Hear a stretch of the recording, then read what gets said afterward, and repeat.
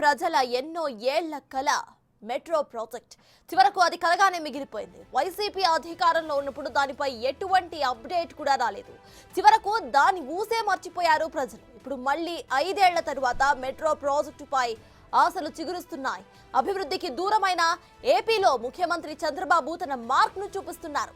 అసలు ఆంధ్రప్రదేశ్ కు ఏం కావాలి అన్న దానిపై దృష్టిని పెట్టారు. మెట్రో రైల్ ప్రాజెక్టులను మళ్లీ పట్టాలెక్కించేందుకు సిద్ధమయ్యారు.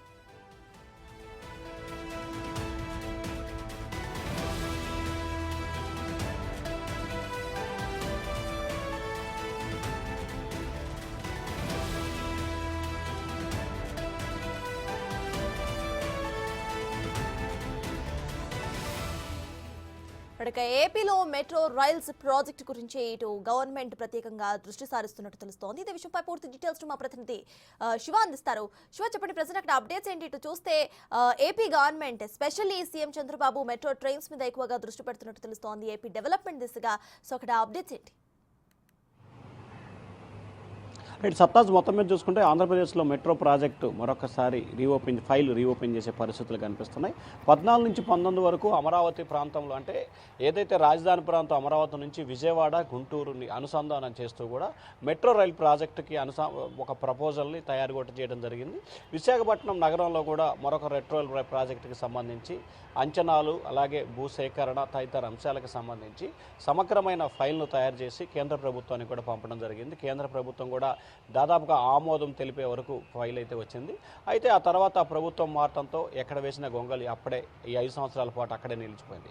తాజాగా కూటమి ప్రభుత్వం అధికారం రావడంతో మరోసారి మెట్రో రైలుకి సంబంధించి కూడా ఎండీగా గతంలో విశేష అనుభవం కలిగి, అలాగే గతంలో ఈ ప్రాజెక్టుకు సంబంధించి రూపకల్పన చేసిన రామకృష్ణారెడ్డిని తిరిగి మెట్రో రైలు ఎండీగా నియమిస్తూ కూడా ఆంధ్రప్రదేశ్ సర్కార్ నిన్న సాయంకాలం ఉత్తర్వులు జారీ చేసింది.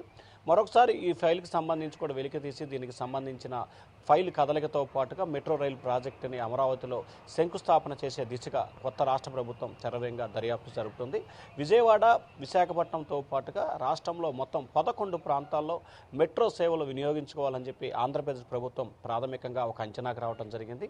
ప్రధానంగా చూసుకుంటే ప్రస్తుతం ఏదైతే రాజధాని ప్రాంతం ఉందో Velagapudi secretariat, high court Nelapadu high court దగ్గర మెట్రో రైలు స్టార్ట్ అయితే అక్కడి నుంచి వెలగపూడి సెక్రటరేట్ మీదుగా మందడ మీదుగా చంద్రబాబు నివాసానికి చేరుకు విజయవాడకి, అలాగే ఇదే రైలు మళ్ళీ ఇటు నుంచి కూడా నేలపాడు, వెలగపూడి సెక్రటరేటు, మంగళగిరి మీదుగా గుంటూరుకి మరొక ప్రపోజల్ తయారు చేయటం, అలాగే విశాఖపట్నానికి సంబంధించి కూడా 4 నియోజకవర్గాలు, అంటే Visakhapatnam east, west, north, south 4 నియోజకవర్గాలు కవర్ అయ్యే రీతిలో, దాంతోపాటు సరిహద్దు ప్రాంతాలు ఏదైతే ఉన్నాయో పెందుర్తి, అనకాపల్లి లాంటి ప్రాంతాల్లో కూడా కవర్ అయ్యే రీతిలో ప్రాథమిక అంచనాలు తయారు చేయాలని చెప్పి ప్రభుత్వం ఇప్పటికే భావించింది. గతంలో ఉన్న దానికి సంబంధించి కొంత గతంలో విశాఖపట్నానికి సంబంధించి 30 కిలోమీటర్ల మేర మెట్రో రైల్ ప్రాజెక్ట్ నిర్మాణం చేపట్టాలని చెప్పి అంచనాలు తయారు చేశారు. కానీ దాన్ని మాత్రం 40 నుంచి 45 కిలోమీటర్లకి పెంచే విధంగా చర్యలు తీసుకోవాలని చెప్పి కూడా ప్రభుత్వం అయితే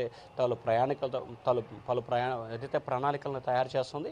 సో దీనిలో భాగంగానే రానున్న వారం 10 రోజులకు సంబంధించి ఆంధ్రప్రదేశ్ మెట్రో రైల్ ప్రాజెక్టుకి సంబంధించి కూడా ఒక శుభవార్త వినే అవకాశాలు అయితే ప్రస్తుతం ఏపీలో కనిపిస్తూ ఉంది. సత్తాజ్.